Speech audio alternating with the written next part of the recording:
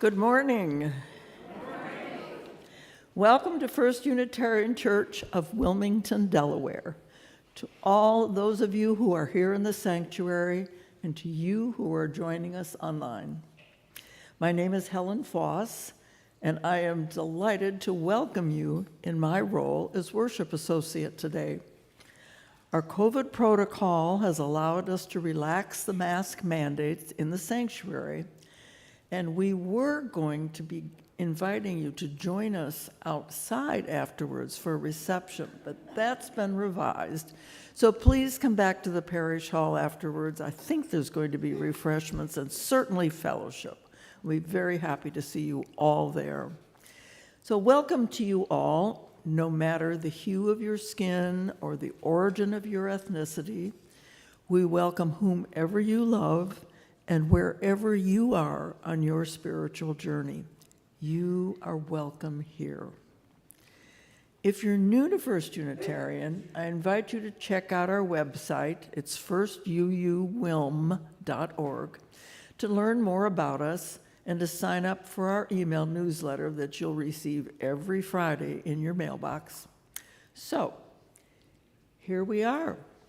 It's the first Sunday after Labor Day, when our First Unitarian tradition has us coming in with waters that represent something special about our summer to merge together as we rejoin and recommit to our beloved community.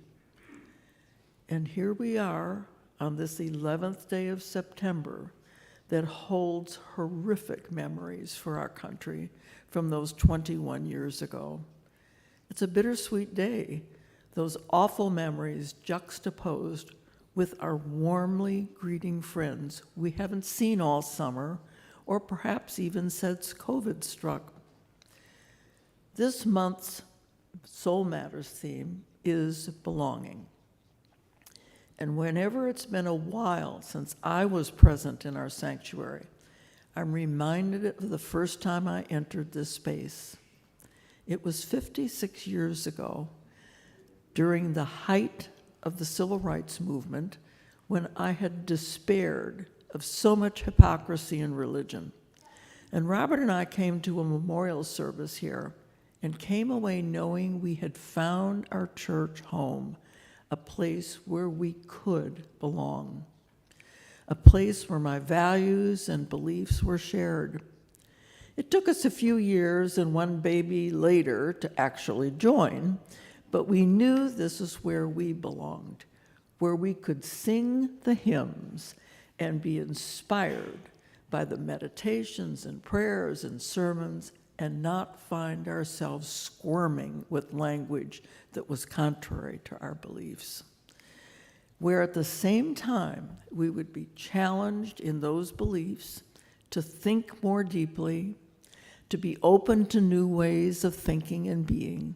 This was a place where our one baby became two, and that son and daughter grew up in this church, enjoying every step of the way. Right, Mimi?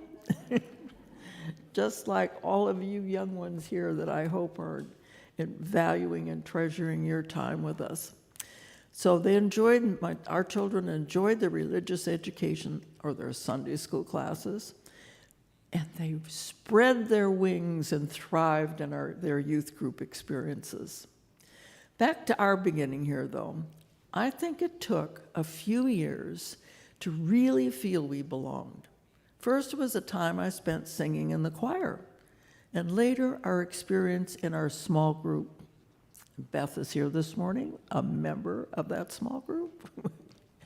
In both cases, it was developing deep and meaningful friendships with other members of the congregation. And in both cases, we were learning more about Unitarian Universalism and deepening our UU values. It was during this time in the mid-1970s when I was extremely involved in helping our community to prepare for the desegregation of our schools. It was a deeply turbulent time and very stressful for those of us in leadership positions. Having my church to turn to, a place to refuel, a place where I could find the respect and support for the values that I was living was extremely important to me. Looking back, it's been a long road over these past years, and one in which we have never stopped learning more about our faith, nor have we backed away from deepening those UU values. And it's been a place where we are so grateful for our deep sense of belonging and our sharing this community with you. And now, let us prepare our hearts and minds for worship.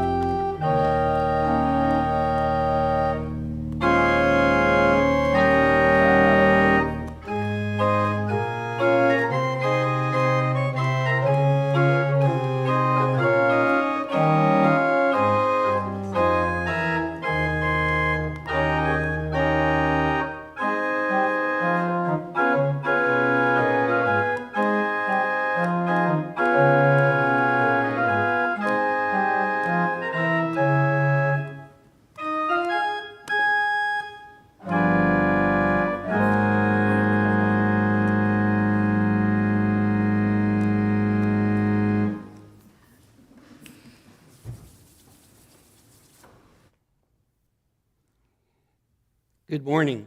I'm the Reverend Larry Piers, minister here at First Unitarian Church of Wilmington, where today we are having our Ingathering service. So I want to welcome you all. So for the children and youth and adults that are gathered here, it's so great to see you, and it's so great to be together. For our opening words and our call to worship, I want to declare, first of all, I am back. We are back together, and we are back. I am back.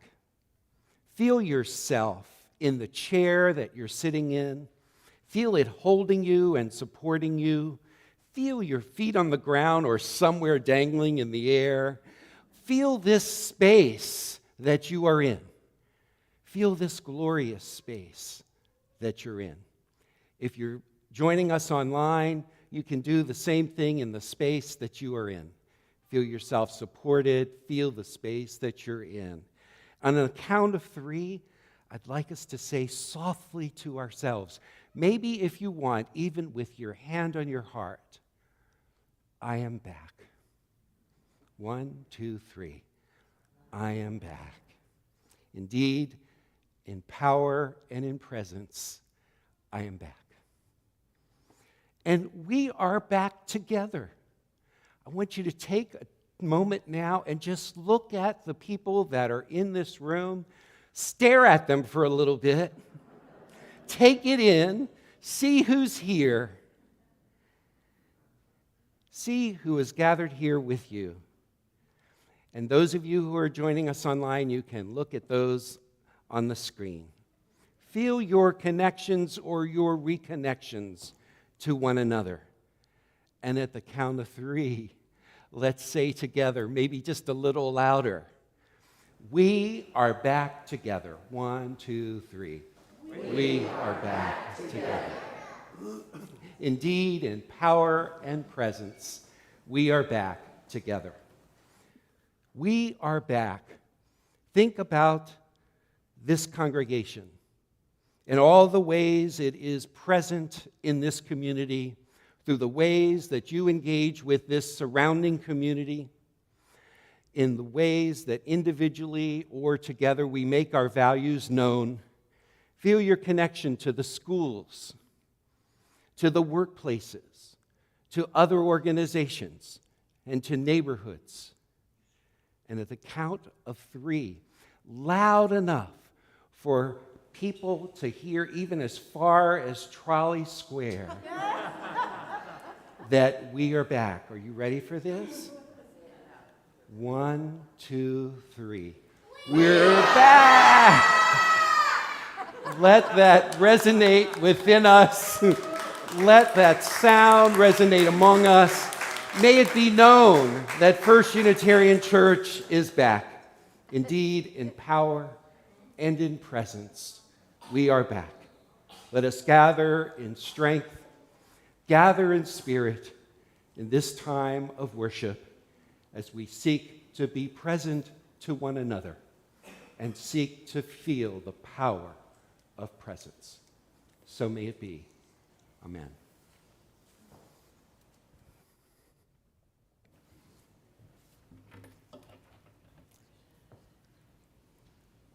If you have a chalice at home, I invite you to join me by lighting it, while Bryn lights our chalice here in the sanctuary. The chalice words are from Reverend Karen LeBlanc. This isn't just a place of worship. This isn't just a fellowship of minds. This isn't just a Sunday morning filled with spirit and topped off with coffee and cookies. This is our church, our congregation, where we're building a beloved community, where we're opening ourselves to each other, where we trust and love, rise and fall together. This is where we feel safe. This is where we know we are welcomed. This is where we belong. For this gift and so many others, we light our chalice. Now please join us as Kathy Harris is going to teach us We Are Weaving Our Lives. So good morning. Some of you have heard this. Some of you who were at the sing-along last week are familiar with it, so you can help the congregation to learn this. So I'm going to teach it to you line by line. So I'm going to sing a line, and then you in the choir will repeat after me until we've gone through the whole song. And then we're going to go back and repeat the whole thing from beginning to end 3 times. Okay? So, and the words, are the words going to be up there? I believe? Oh, there. Okay, good. So here's the first line. We are weaving our lives. And repeat. We are weaving our lives. There we go. We are weaving our hearts and our minds. We are weaving our hearts and our minds. We are weaving the bright and dark threads of our journeys through. We are weaving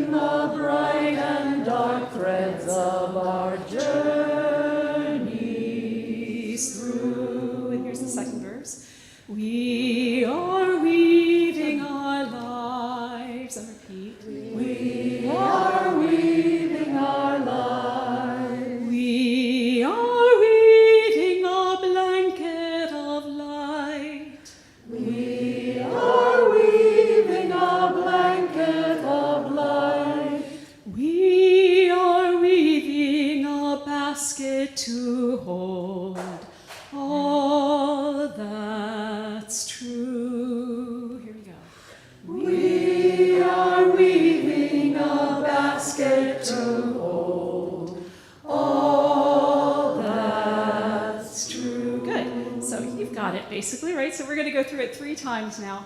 I'll sing along with you, and then after the first verse, the choir is going to add in a little bit of a round, but you guys stay with me, okay? So I'll keep singing your part. So here we go. Ready? And we are weaving our lives. We are weaving our hearts and our minds. We are weaving the bright and dark threads of our journeys through. We are weaving our lives. We are weaving a blanket of light. We are weaving a basket to hold all that's true. Here we go. We are weaving our lives. We are weaving our lives. We are weaving a blanket of our minds. We are weaving the bright and dark thread of our journeys through. We are weaving our lives. We are weaving a blanket of light. We are weaving a basket to all that's true. Let's pick the tempo up a little bit. Here we go. We are weaving our lives. We are weaving our hearts and our minds. We are weaving the bright and dark threads our journeys through. We are weaving our lives. We are weaving a blanket of light. We are weaving a basket to all that's true. Wonderful.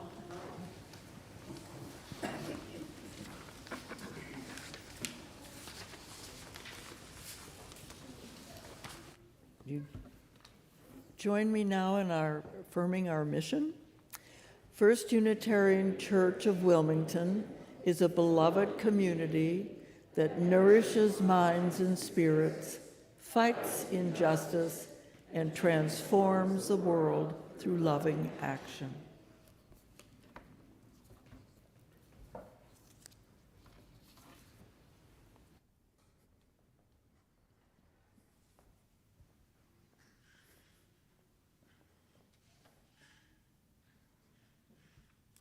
So we will now engage in our gathering of the waters ritual,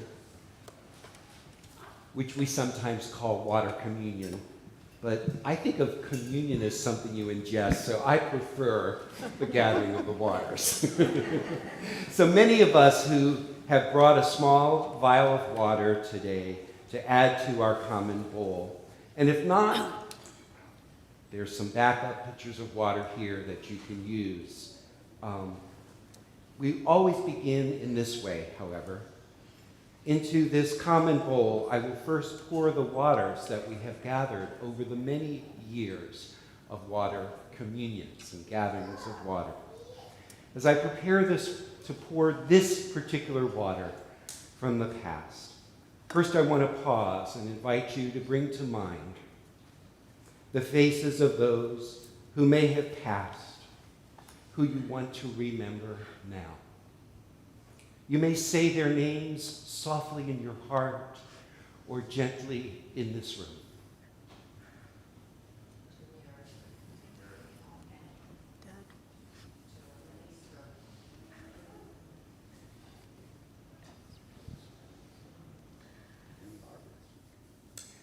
You may want to remember your most cherished memories of this congregation, its people, the events, the qualities that make this a cherished and treasured place for you as I pour this water into our common bowl.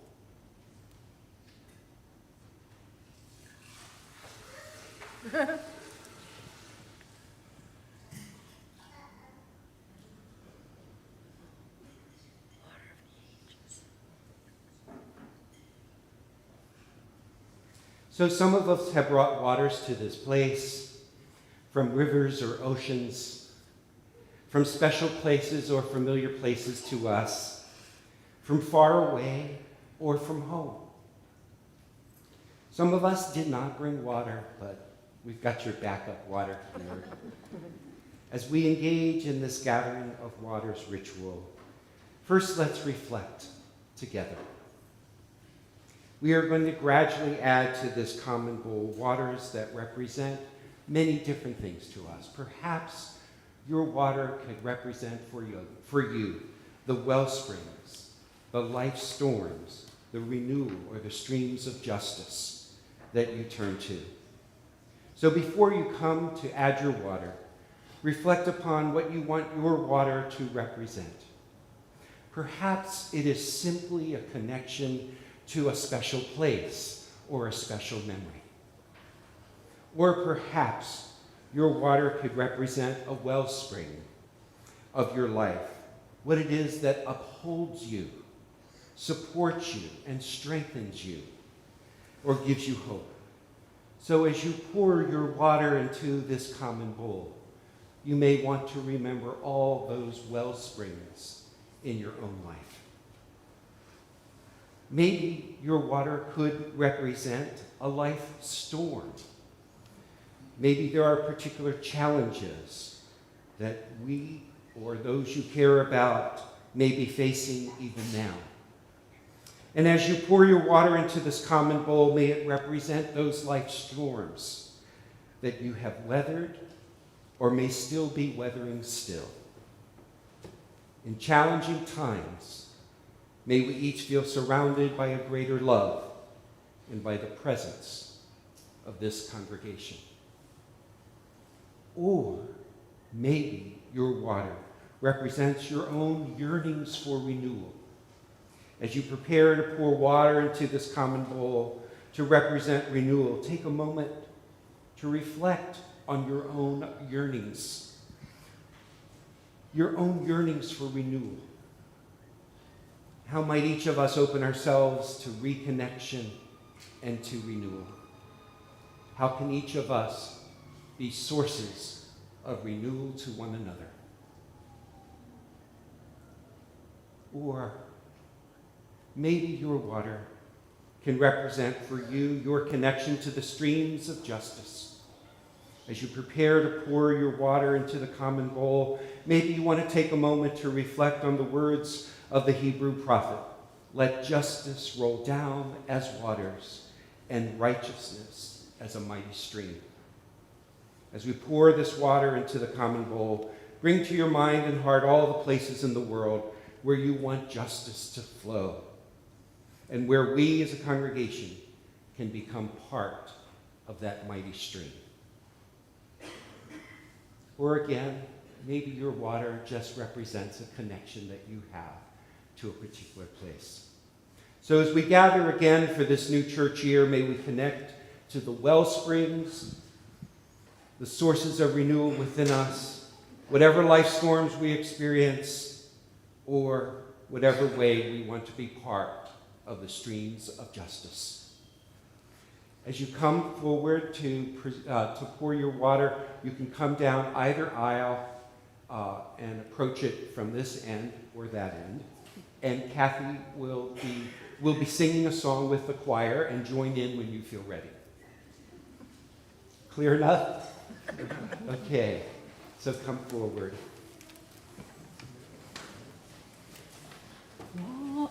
Water, heal my body. Water, heal my soul. When I go down to the water, I feel whole. Water, heal my body.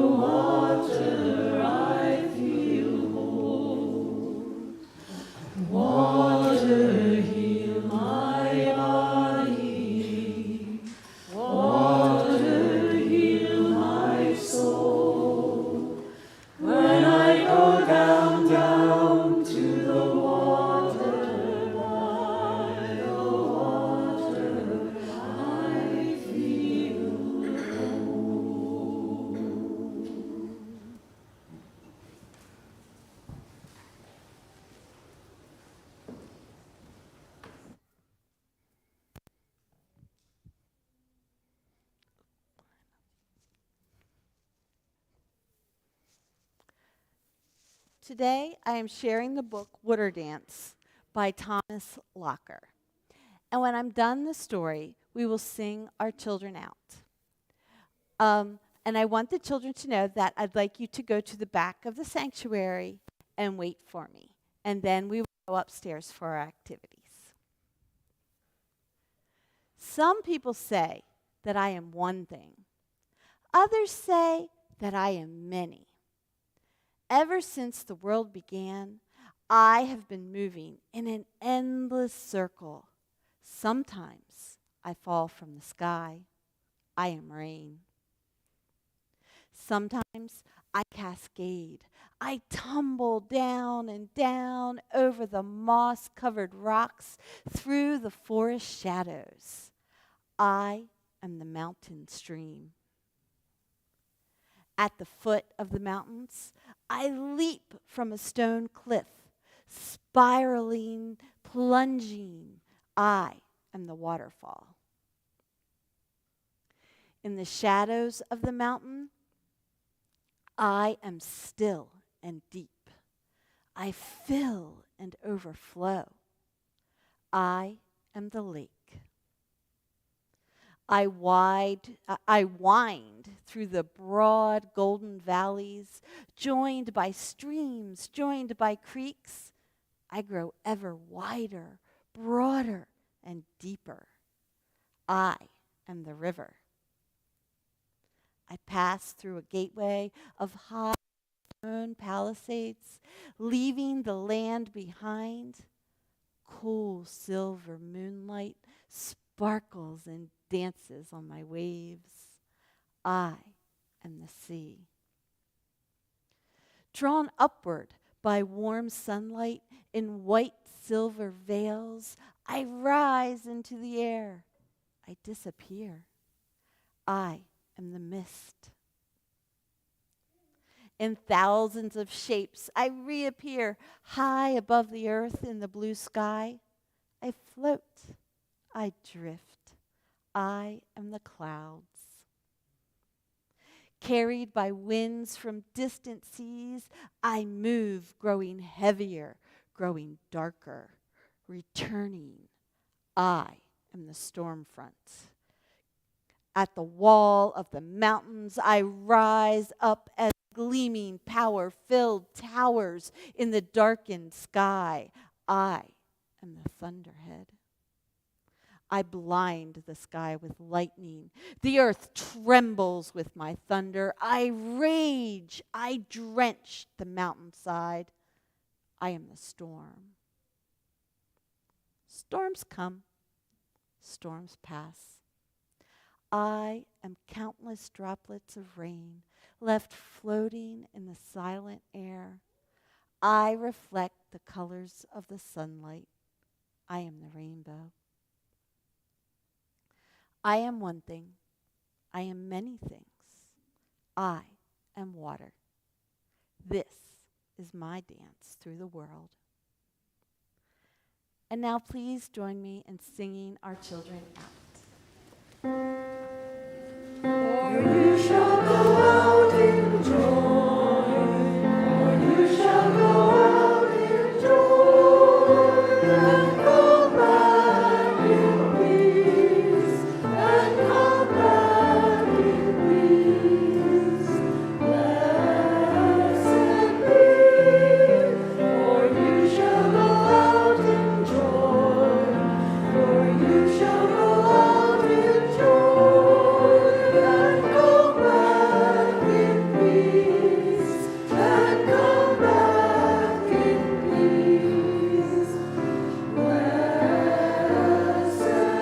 be.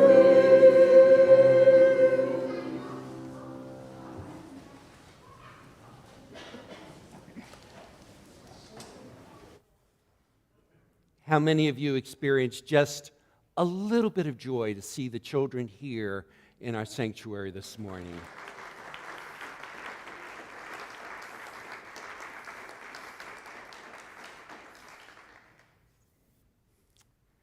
Let us gather in a time of prayerful meditation together. As we gather, however we gather this morning, may we bring to this time of prayer and meditation a compassionate awareness to our whole self, our joys, our sorrows, our hopes, and our fears. As we gather, however we gather this morning, may we extend our compassion towards those in our world that need more loving, more caring, and more justice. In the holiness of this time, may we feel the unnecessary divisions within ourselves and between us and others dissolve into a love that holds us and a care that connects us.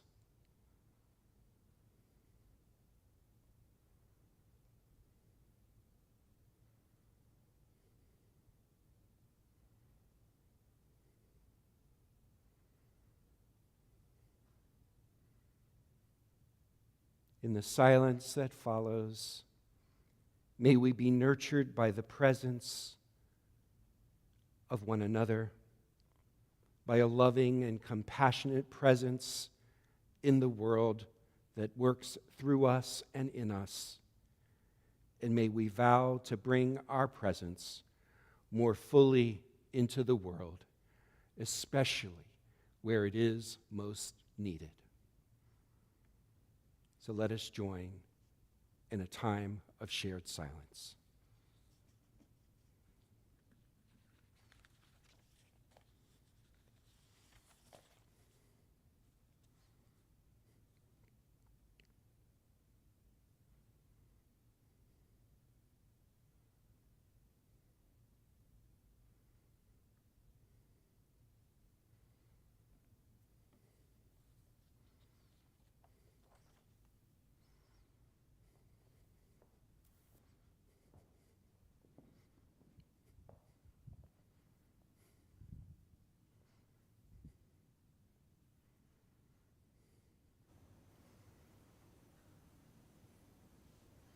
Each week, we take some time in the presence of one another to reflect upon whatever it is that we're holding in our own heart, what's weighing us down, what we need not carry alone.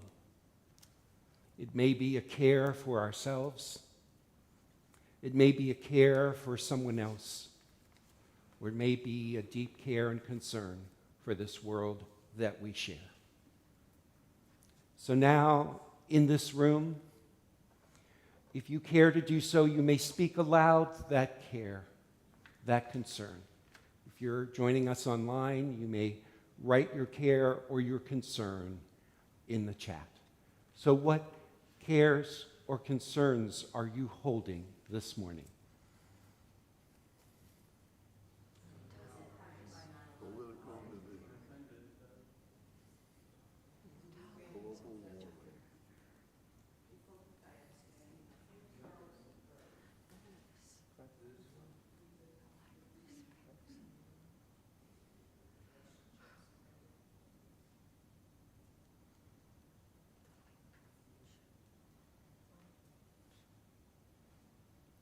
For what has been spoken or remains unspoken.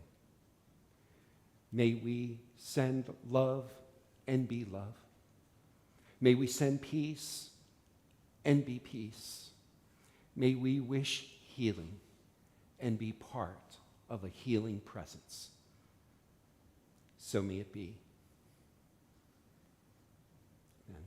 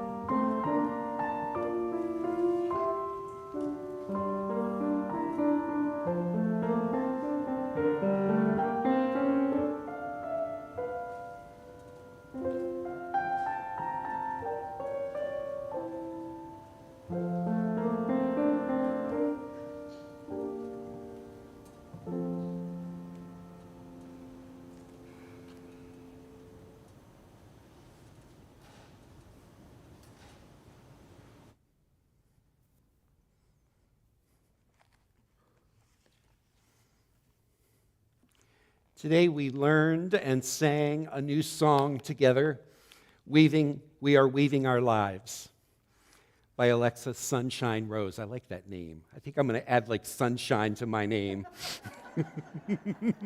I've so appreciated her music that I have added her to my playlist, and I've also been inspired by her. She describes herself as a singer, a songwriter, a mother, an artist, a mystic. And as I learned more about her, I realized that she has indeed woven her life, all the various dimensions of her life, as she offers who she is to the world and to other artists. But I was most intrigued when I read that she also describes herself, get this, as an album doula. Let me explain. She offers to use her experience, and I'm quoting, in the creation of musical albums to guide to other artists as they make their way through the steps of visioning and making preparations and recording tracks and producing songs and printing CDs or distributing music. That's a lot of labor that she's given. But of course, we all know what the traditional idea of a doula is, right? It's someone who provides physical and emotional and informational support to someone giving birth. But maybe you've even heard of this emerging field of a death doula. A good friend of mine, a colleague, recently went through some training to be a death doula, someone who provides some logistical planning and time before, during, or after death, conducts rituals and comforting practices. My imagination, however, was really expanded beyond this birth and death doula when I read how she describes herself. Alexa Rose, has allowed me to see that we can do all kinds of doula-ing, if that's a word. It is now. Let's say it, doula-ing. Keep spreading the word. It's a new word. I just love this broadening idea of being a doula. If she can be an album doula, well, how about each of us? As I look across this room, I'm starting to wonder how each of us could be and already may be a doula to something. Each of us could or maybe already are bringing forth something in our own lives, in the lives of another, or in this congregation or in this broader world. Watch out now. The dimensions of my perception of each of you has now expanded quantitatively and qualitatively. From this moment on, I will look at you and wonder, what kind of doula are you? Or I might ask, how is your doula-ing going? Now, I will want to take a deep look within myself and look to each of you to also take a hard look at yourself and ask out loud or just quietly, what are you bringing forth into your own life? What are you bringing forth into the life of someone else right now? What are you bringing forth in this congregation? And what are you bringing forth into this world? The bar has raised from this moment on, even before you or I could have anticipated it. I can no longer imagine you simply as occupying a seat in this splendid sanctuary on a delightful, kind of rainy Sunday morning. I can no longer imagine you as sitting before a screen. on this particular day, maybe we can all ease into this revelation of our new vocation as doulas. Let it sink in. Absorb it slowly. Recognize it's always been there, wanting to happen. Asking ourselves, what am I meant to bring forth in my life right now? Ask ourselves, what have I meant to bring forth in another person right now? What am I meant to bring forth in this congregation right now? What am I meant to bring forth in this hurting, suffering, aspiring, promising world right now?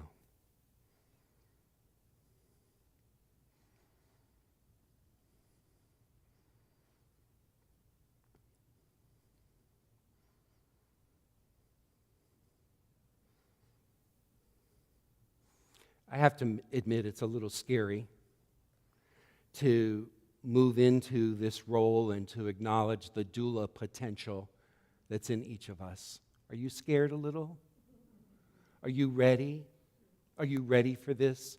Are you ready to step up into this? Maybe, not sure. Let me see the small print, says Rebecca. I know that there's a part of me, and maybe there's a part of you that would rather not, that I had not mentioned it. But from this moment on, I'm looking at each of you and myself as a doula, as someone who is meant to bring forth something in your life, in this world, in the life of another. There's no going back, sorry. There should have been a caution sign at the door. But here we are in the presence of a convention of doulas. Alexa Rose's lyrics in the song include these words you might remember. We are weaving our lives.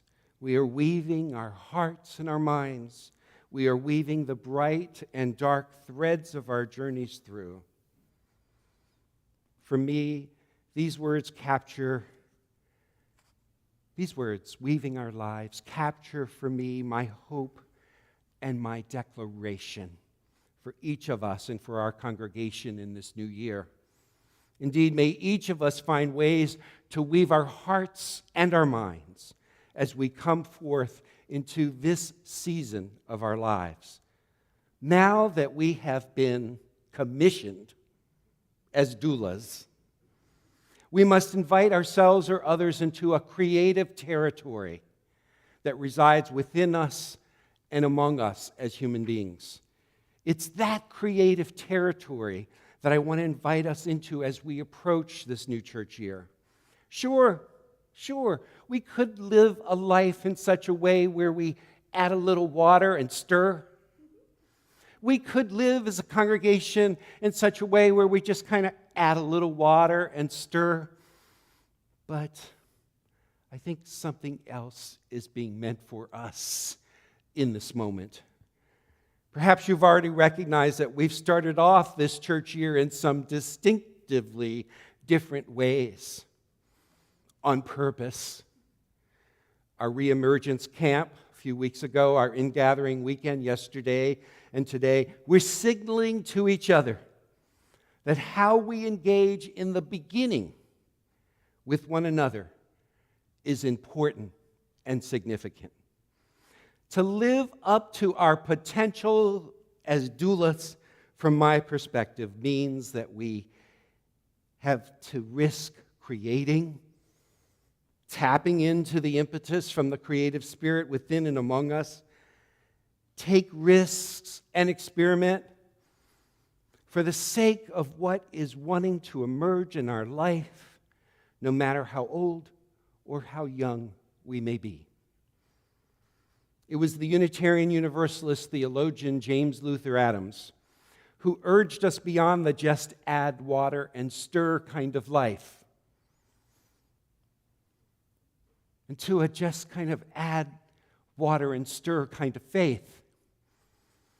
Adams declared, an unexamined faith is not worth having, for it can be true only by accident. Think about that for a moment. Should I read it again? This will be on the exam. An unexamined faith is not worth having, for it can be true only by accident. In other words, examination and re-examination of who we are is part of the ongoing creative religious response that we commit ourselves to as we tend what it means for us to be Unitarian Universalists in this moment of history. Our response cannot be set forever 4 decades ago, even a decade ago, even 3 years ago. No, our response needs an Adam's admonition, constant examining and tending.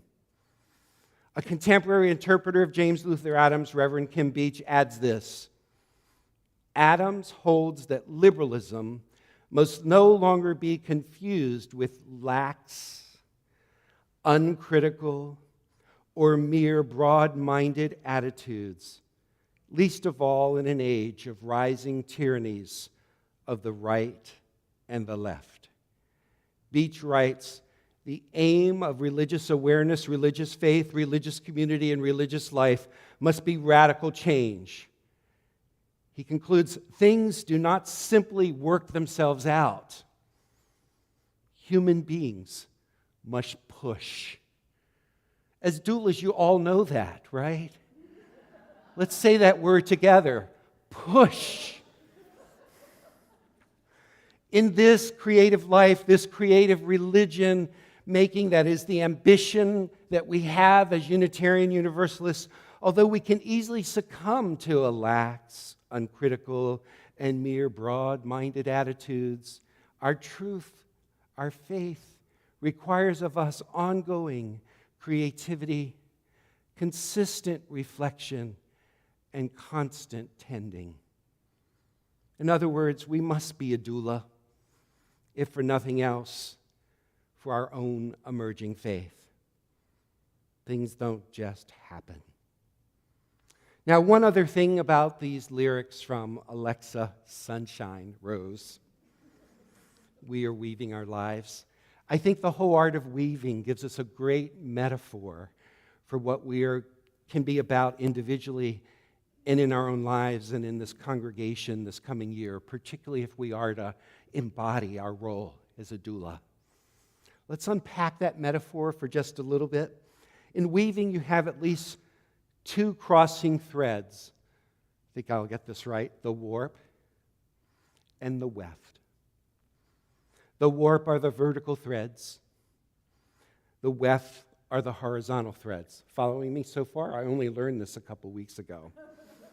When you're weaving, you need both warp and weft to be bound to the loom. Otherwise, the weaving will be fragile and fluttering. The warp threads of a weaving, like the strings of a harp, need to be evenly tensioned to the others so that it can almost sing as you run your hand across it.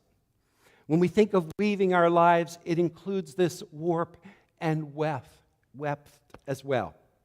Likewise, the warp strings of our own life, they can represent our vertical connections, what centers us between the ground and the sky of our life, between the aspiration and the reality.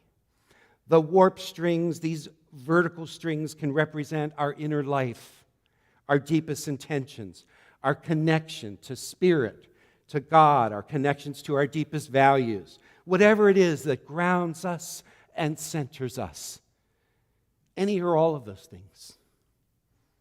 And some of you know more about weaving than I do, but as I understand it, oftentimes we do not, in a finished weaving, sometimes see the warp threads, those vertical threads. These vertical strings are essential, however. They are, in a sense, the inner strength of the weaving. The weft, the horizontal threads weave in and out between the warp threads, touching each of the vertical threads as it passes by. Likewise, as we weave our lives, the horizontal threads might represent our actions in the world. In this metaphor of weaving, we can imagine that each of our daily actions then weave through our values, the warp, our connection to spirit or source, our deepest attention, touching each of those on the way.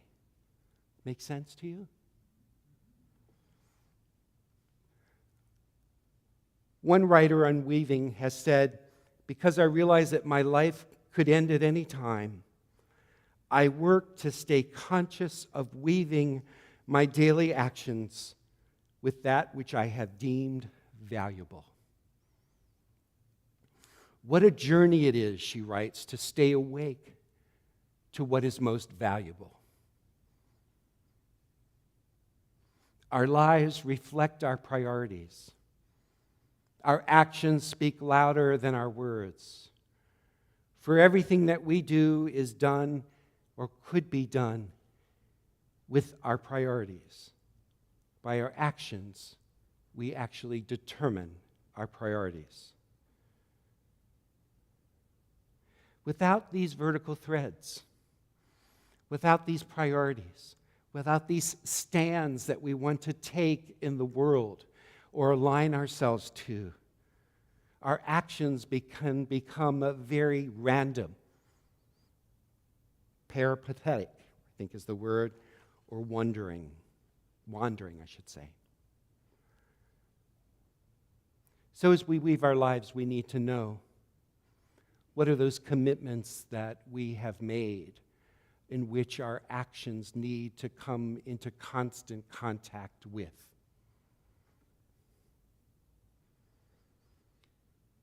The discipline, I believe, of the spiritual life, or to be human religiously, is to keep finding those vertical threads, those centering values, those sources of deep connection as we orient and reorient our lives and in the world. So as a congregation, we have committed ourselves to a particular set of grounding values and purposes. We stated in our mission this way, as Helen helped us this morning. First Unitarian Church of Wilmington is a beloved community that nourishes minds and spirits. That's the warp. That's one warp. That fights injustice. That transforms the world through loving action. These are our vertical threads, our grounding intentions from which we aim together and individually to weave our actions. They orient us, or could orient us and reorient us. And we aim to touch them again and again as we weave our lives. So, certainly, we can get off track. Perhaps you know that the Navajo, when they weave a rug, they deliberately weave a thread into the rug that looks like a mistake. Any of you have a thread like that in your life?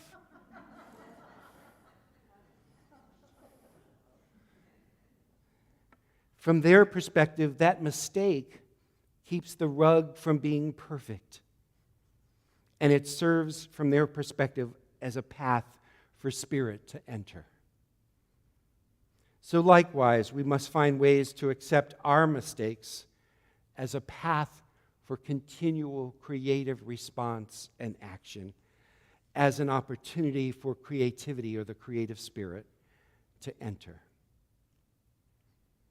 One weaver says about her own weaving, "As a weaver, The ideal of perfection will sabotage my choice of colors, my pattern ideas, and slow down my production if I let it. Mistakes, she claims, are an inevitable part of being an artist, a mother, a woman. How we respond to mistakes, makes the difference between an integrated or a tattered fabric. So, my fellow doulas, let's weave our lives. Let's keep weaving our lives. Let's be clear about what are those principles, those stands, those values from which we want to orient our actions again and again as we weave our lives. Let's get doula-ing together.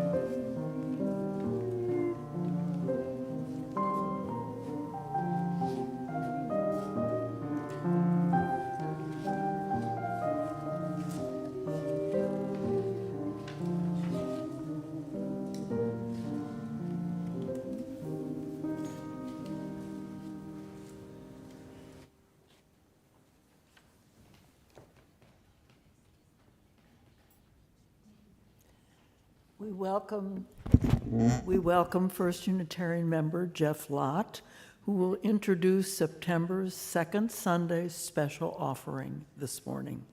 Welcome, Jeff. Thank you, Larry. I'm about to do a little bit of doula-ing here. Today I wanted to speak to you about, on behalf of Delaware's best-known peace organization, Pacem in Terris, which, as all of you know, is Latin for peace on earth.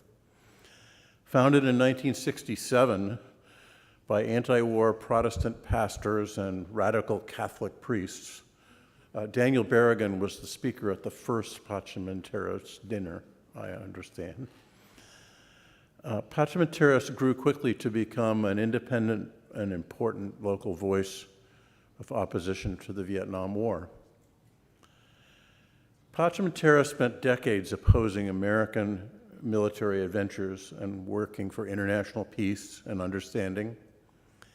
It supported the nuclear freeze movement. It opposed the wars in Afghanistan and Iraq, sponsored an international exchange program such as the Ulster Project. This is the Pacem that many of you know and have supported over the years. But in recent years, we've recognized that we can't achieve world peace unless we have peace here with justice at home, here in Wilmington and across Delaware. We've gradually shifted our focus to building a culture of peace at home through community action on a local level, person to person, neighborhood to neighborhood, starting with our current home base at Hanover Presbyterian Church in Wilmington, zip 19802. We're working in that community and working our way out from there in many different ways.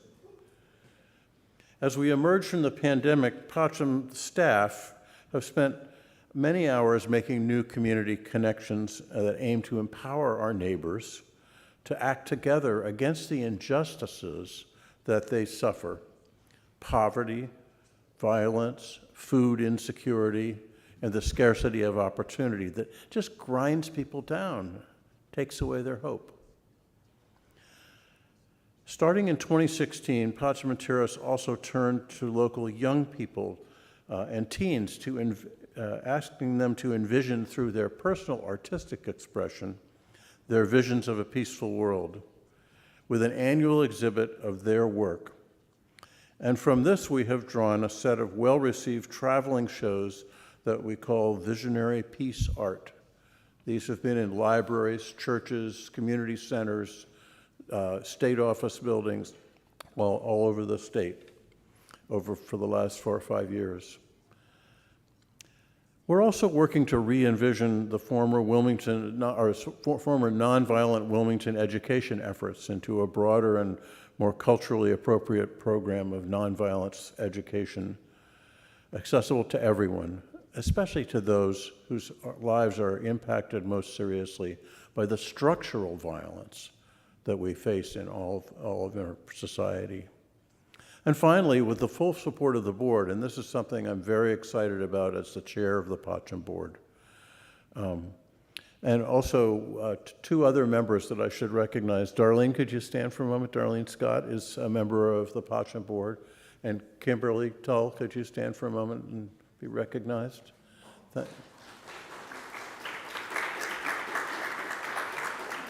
Well, we've empowered our 4-person staff, and I will introduce one of them in a moment.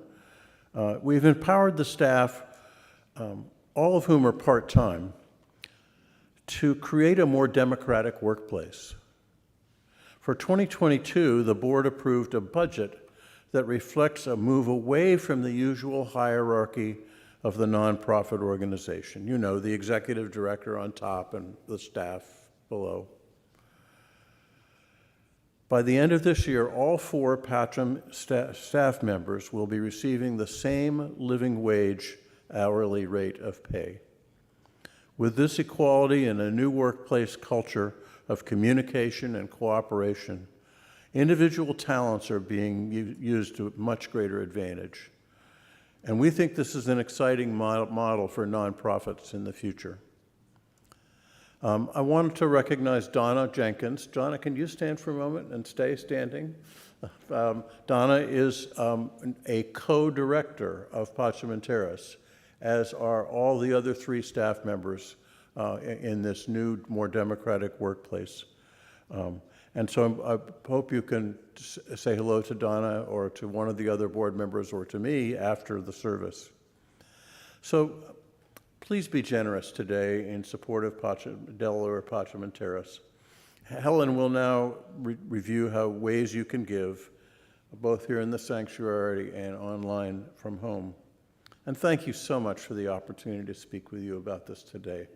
This is my doulaing here right now. Thank you.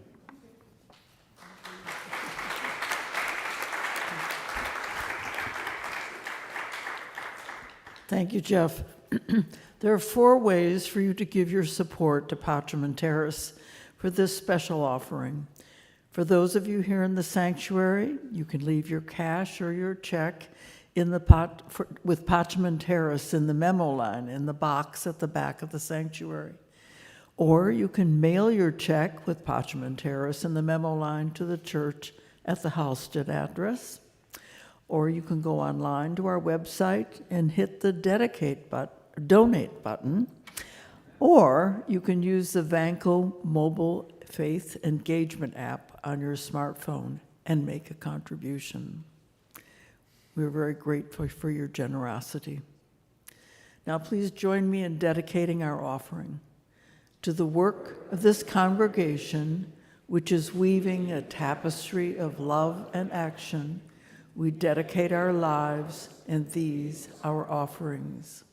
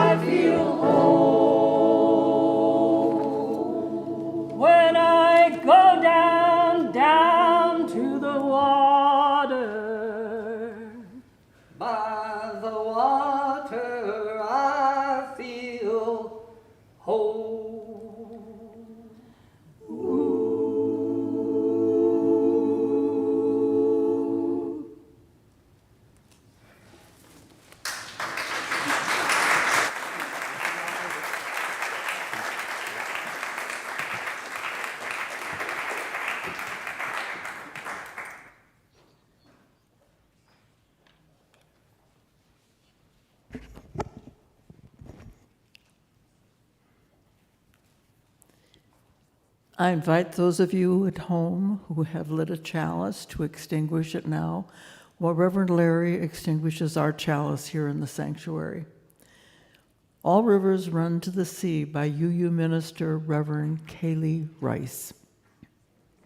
She says, "It starts with a drop, then a trickle, a burble, a rush of water bubbling toward its destination, and finally the wide, endless sea.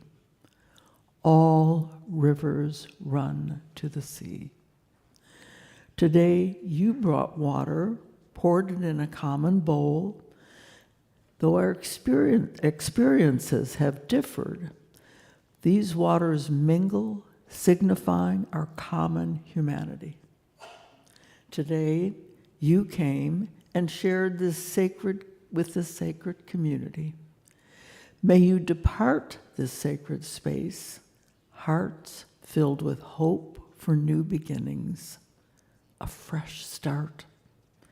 Go forth, but return to this community where rivers of tears may be shed, where dry souls are watered, where your joy bubbles, where your life cup overflows, where deep in your spirit you have found in this place a home. All rivers run to the sea. Please join me now as singing our hymn number 145, As Tranquil Streams.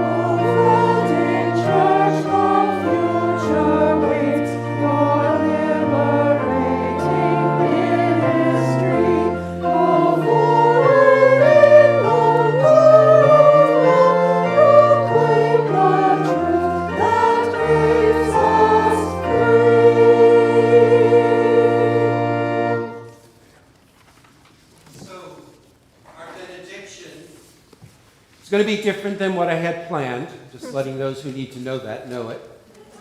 So put your hands out like this. And at the count of 3, as newly commissioned doulas, I want us to recognize that the world does not change without our saying push. 1, 2, 3.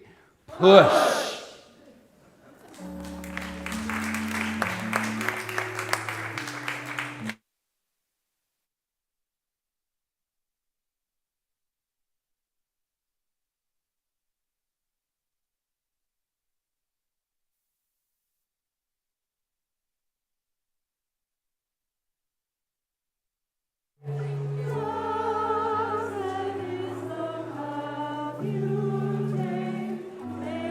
Guide you on your